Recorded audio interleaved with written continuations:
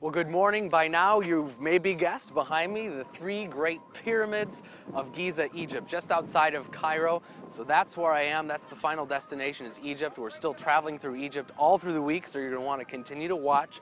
But the Great Pyramids, the only thing of the 7 ancient wonders of the world that are still left standing that you can still visit today. So that's why you have tourists from China and other ancient civilizations, because this is it. 4,500 years old, the 3 Great Pyramids. They're still standing. You can go into the largest one, the temple to Cheops, who was a pharaoh. Way behind me is the city of Cairo. You probably can't even really see it in the distance, but this is the suburb. This is literally the beginning of the Sahara Desert. Cairo is all green. It's in the Nile Delta, but here, Giza, on the plateau, this begins the Sahara Desert, which of course goes all the way through North Africa.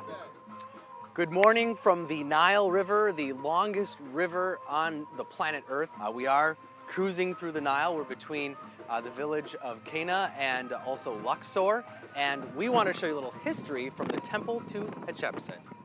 We're actually visiting over here the temple of Queen Hatshepsut.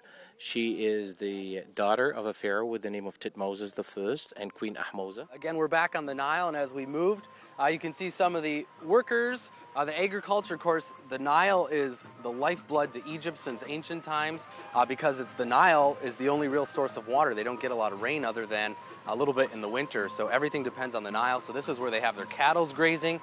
They're growing things out here. Literally the blood of Egypt. And Walid, where are we? What is this temple?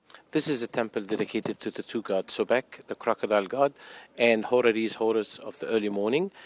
This is the temple of Komombo. There was a trade that used to happen over here. People used to come for healing as well over here. So this is considered to be also a center for healing. Of course, one of the things folks know about in Egypt, it's written everywhere, hieroglyphics, and it looks confusing, a bunch of pictures and symbols. What does it all mean? So we have an example of hieroglyphics here. It's all around all the temples. Give us kind of a quick lesson. This is a cartouche. This is a cartouche over here, and you can spell it P-T-H. You know, this is the name of Ptolemaeus with the L and the I-I-S. Ptolemaeus, so you can read. And what were they? They were those are the successors of Alexander the Great. It's a great time to come to Egypt right now. We're here at night, which is a little more unique. You can kind of see the temples all lit up, and there aren't a lot of people here these days, so it's a pretty good time to come and see some of the sights of Egypt uninhibited, isn't it? Well, that's what we want to say to all the people of Minneapolis. The temple and all the temples of Egypt are ready for you. Come and enjoy it when there's nobody and it's empty. So come and support us and help Egypt after the revolution.